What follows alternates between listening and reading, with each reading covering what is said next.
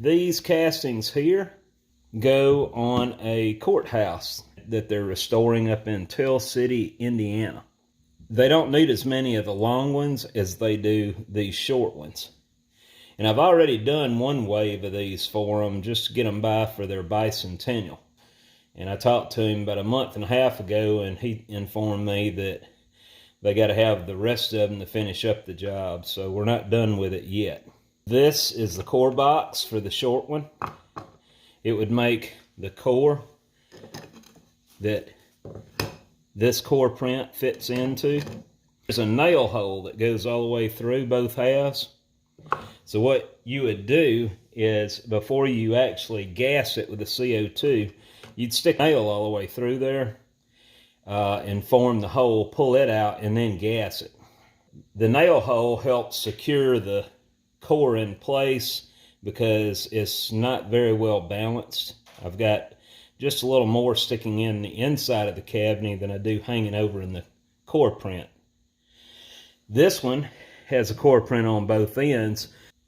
There's no need for a nail to pin it down, and this is a core box for that one. And here's some of the cores here.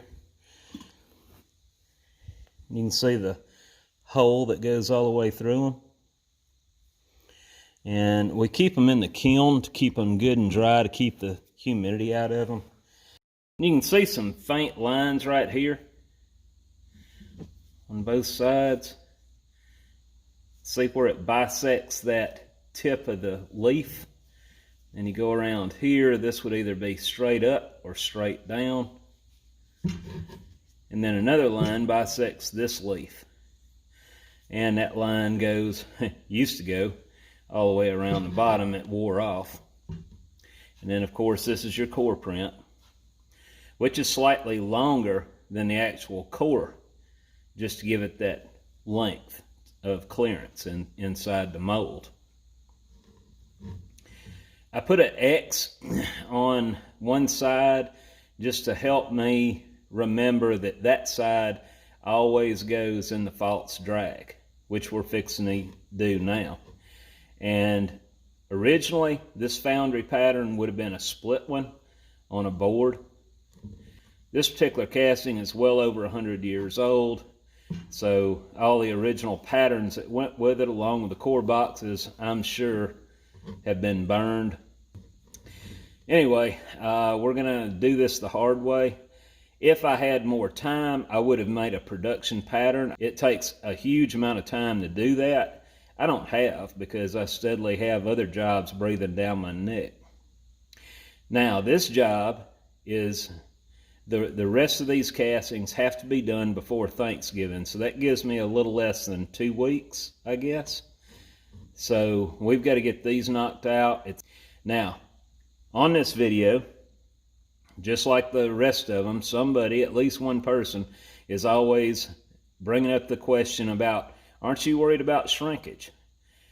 If there was a tight tolerance on the interface of the dimensions, then yeah, I would be concerned with the shrinkage. This is just under 3 inches in diameter. So as far as shrinkage this way, we're only dealing with a 32nd overall. Not much at all. This is a decorative piece, and this core is the only thing that's going to control the ID. That's what I'm worried about. So I'm not concerned with the shrinkage on this. And I built it up quite a bit with several layers of paint to probably exceed that 32nd. Like I said, as long as I remember which side the X is on, I'm going to always keep it with the false drag. The X will always be up, and that will always reassure me that just in case there's any deviation from this side to that side, it won't affect anything.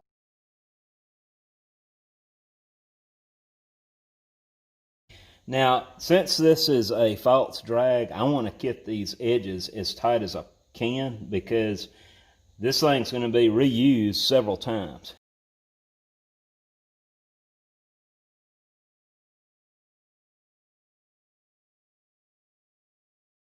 I'm going to feed from the end here. Wiggle this down. Get it as straight up as I can. level it up on the parting line, so I'm slightly below the line there and quite a bit here. So I'm going to wiggle it some more as I twist it a little bit. Alright, so I'm right on center line on this side. Looks pretty good. I'm going to twist it just a little bit, and I'm going to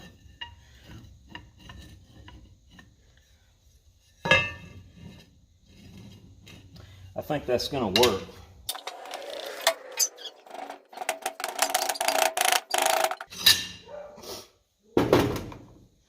I'm running this sand much wetter than I normally do, just because I'm using a false drag. It won't dry out and come apart on me so fast.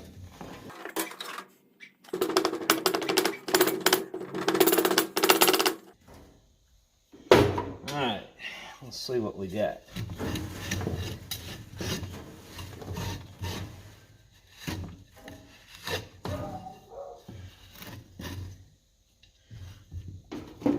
Bit of a low area here.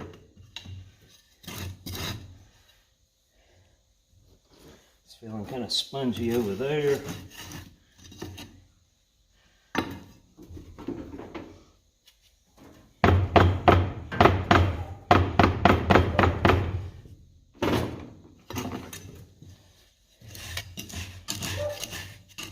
I want this mold to be a good bit harder than the functional drag. So, like I said, this needs to hold up as many times as possible.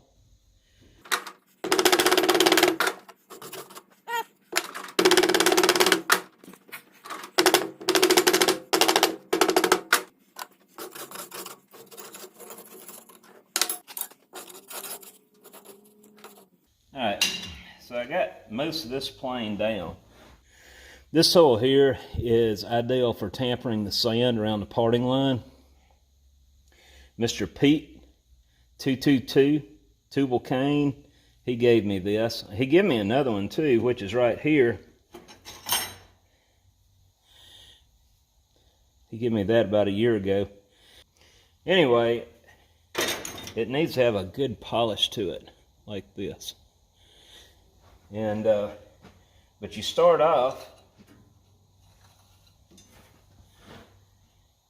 by cutting the sand with it like this and bringing this down with the parting line.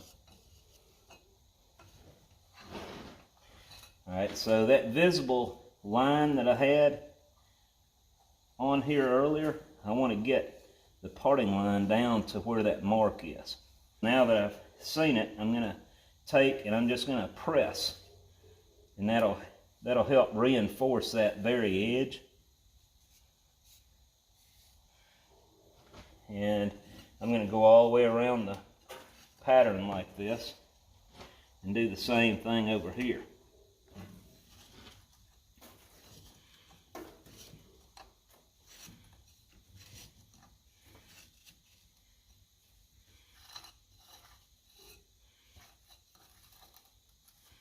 Now, like I said, I'm kind of pressing down a little bit there. Now on this end, I'm going to have to cope that down a little bit.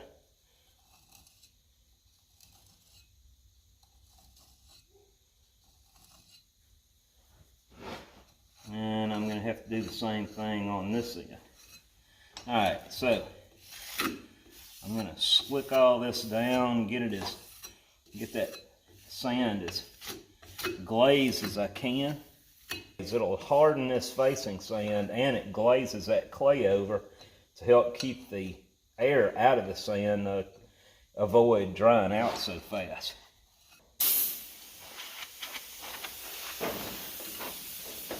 Alright, now before I do anything else, I want to loosen this. I want to make sure it's going to come out of this before I go any farther.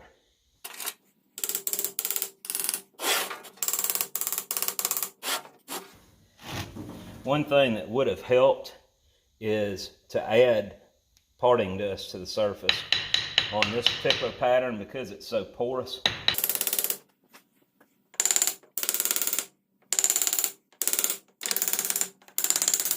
Let's see what we got. Alright, so that loosened it up. Now it's going to break some of this out as I pull on it, which is okay.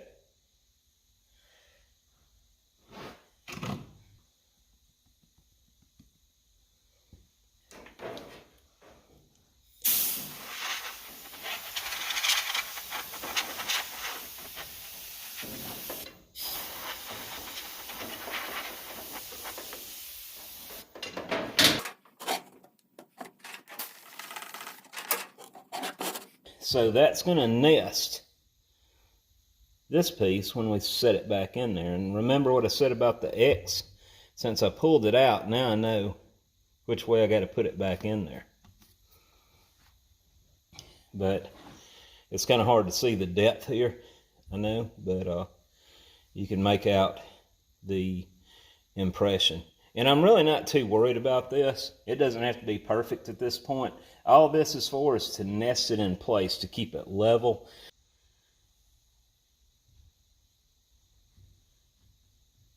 Make sure it's sitting in place. And we may end up having to, this is not going to guarantee a super clean parting line, but it sure beats trying to cope it down each time.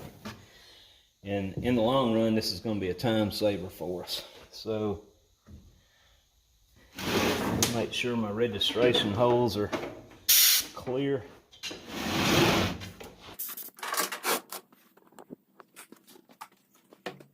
Alright. So now this is going to serve as our new drag right here.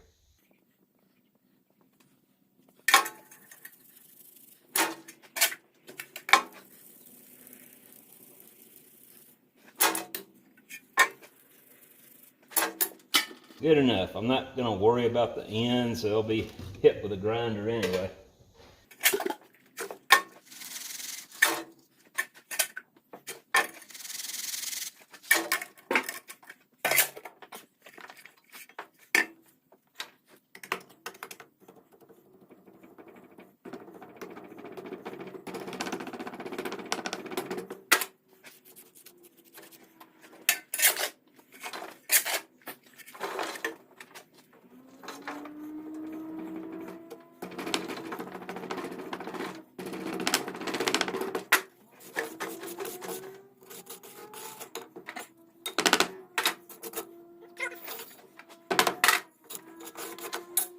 Alright, before I do anything, I'm going to wrap this.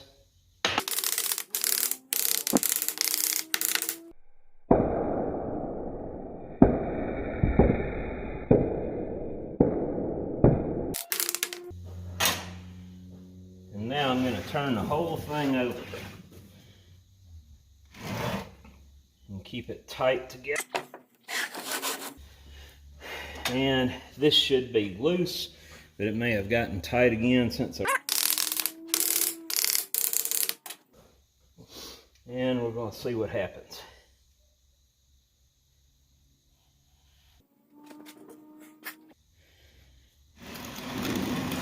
That looks pretty good. I think that's the best one I've done yet. Get that loose sand out of there. I know it will pull from that side, but I don't know if it'll pull from this side. This is the time to find out. If it'll wiggle, it'll come out. And it's not wiggling. I want to go ahead and have this loose before we ram it up anymore. This right here is a PVC pipe, the core print. I can't hit on it. I have to be gentle with that. Alright, so it's wiggling. That's good. Now we just need to make sure it's... I usually have problems right here on the ends.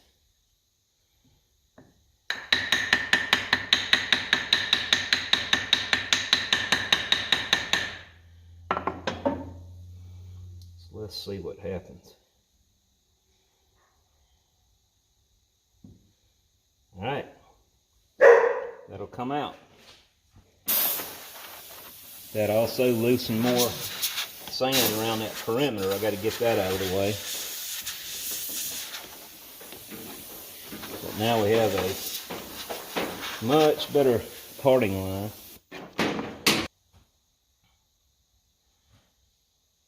Put it right there. Then I'll put my sprue right here.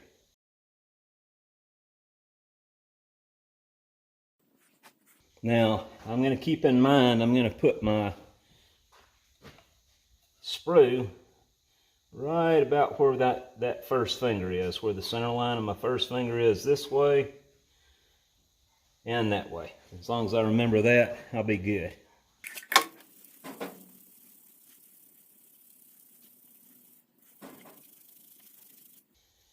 A little more.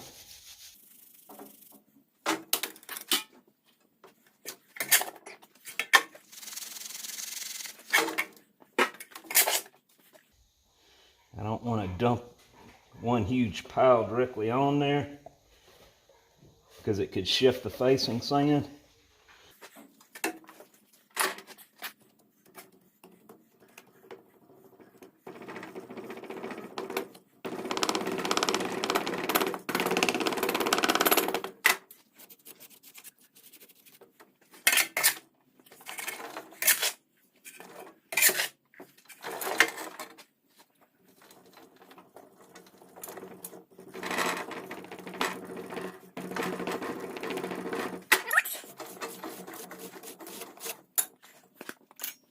Alright, so I said the middle of the finger and about right here, straight down.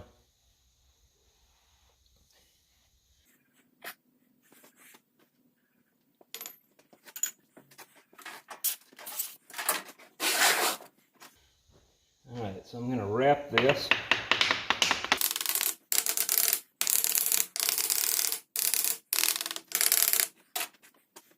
Now we're going to remove this. Once I do that, I'm going to put my false drag back on, flip it over, wrap it one more time, take that apart. Then I will set the false drag with the pattern in it to the side, and then I will work on these two halves. It came out fairly clean.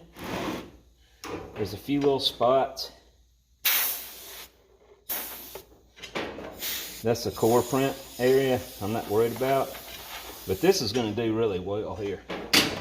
This is the false drag. I'm going to put it back on.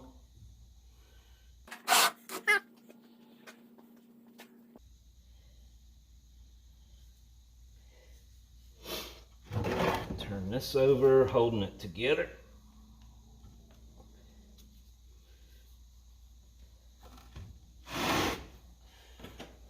I'm going to wrap this one more time.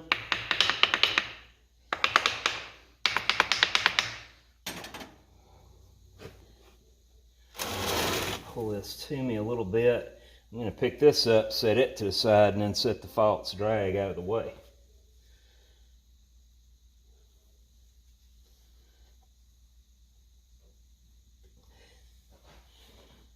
Alright. We're done with this for now.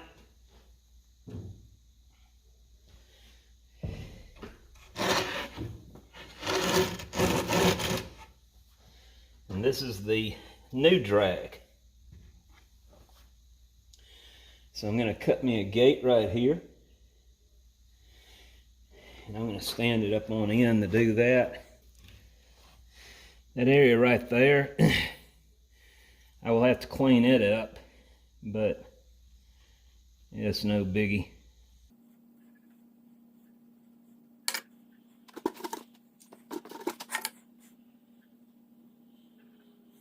I'm going about 3/4 of an inch deep here.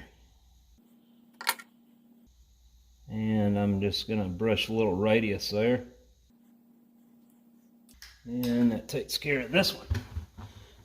except for this little divot right there. I want to get it out of there.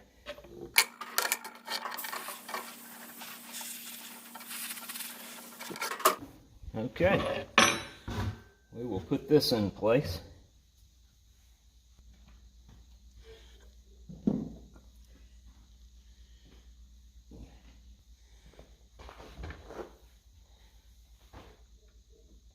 Get a core out. So I'm gonna make sure my nail's gonna go in there. So I'm gently breaking the corner with my fingers as I rotate it. It's not much of a radius. And from here,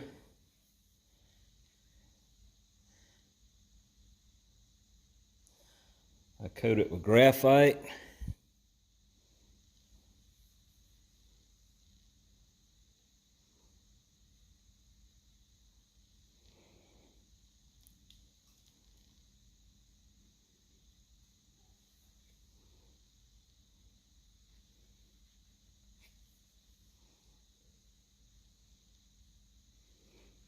Gonna rub it in.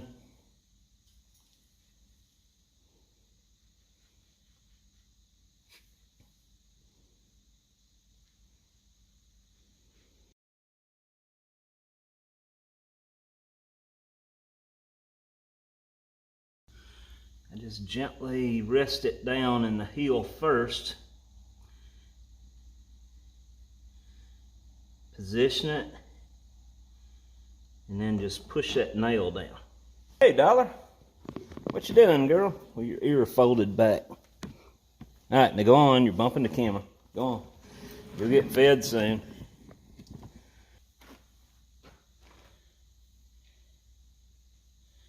All right, because there is such a thin wall here of sand, I'm just going to wiggle it this way a little bit, and it will come right out. I'm going to go ahead and cut her gate first.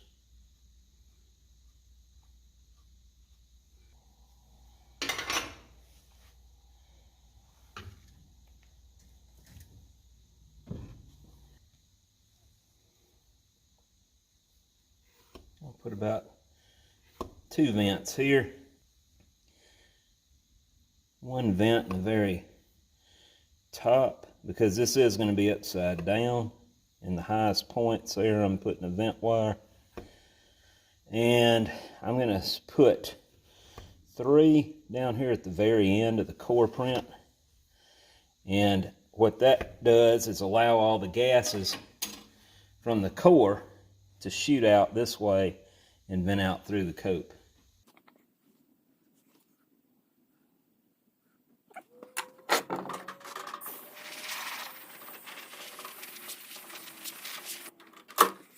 All right, so we're going to cut our pouring basin next.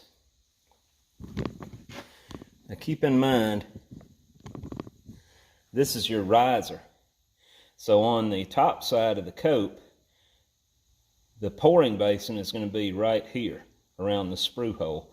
So it's going to be closer to the edge of the flask. I usually just start a shallow cut just to get my size right and my location.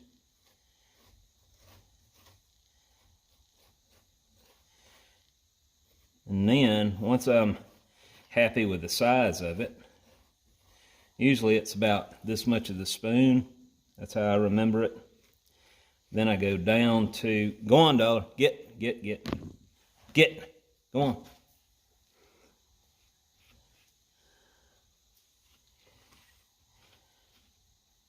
She thinks I'm talking to her, I guess. All right.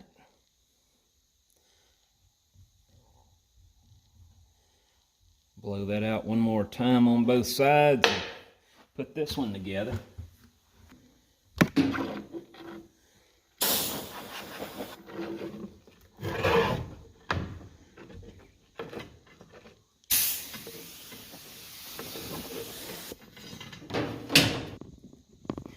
Like I said, the pouring basin is on the opposite side of the sprue from where the riser is. If I didn't do that, I would have been cutting into the head of the riser.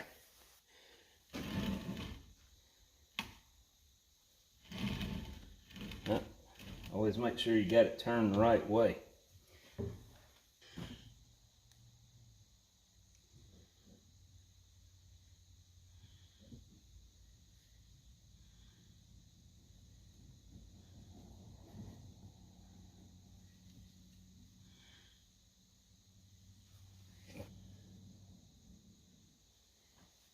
I assume you're pretty confused right now.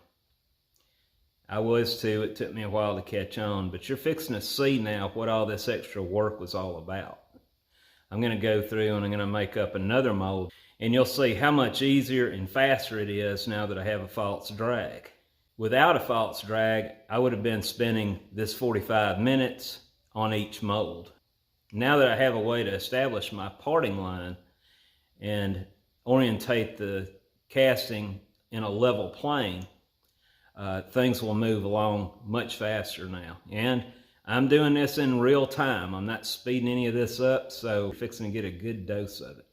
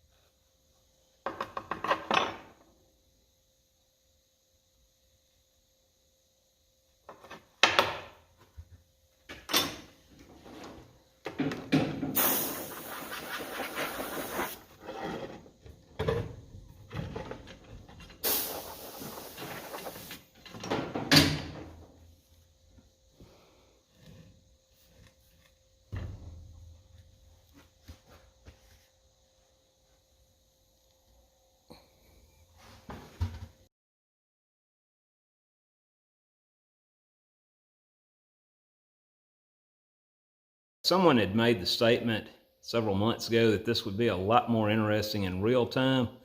Well, there you go.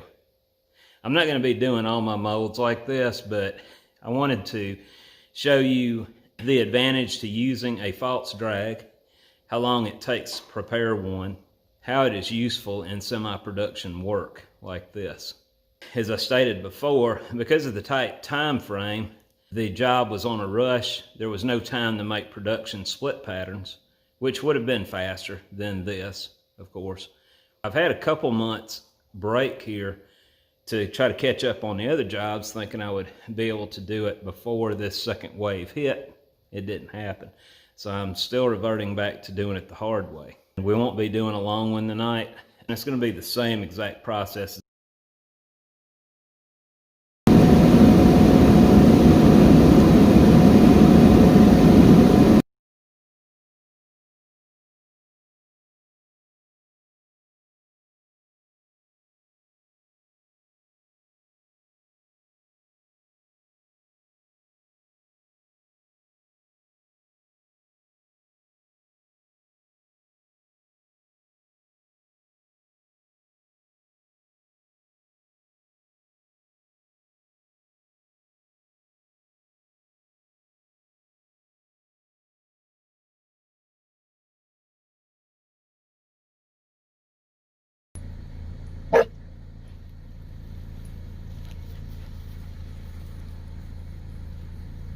Now, where did that little puppy come from?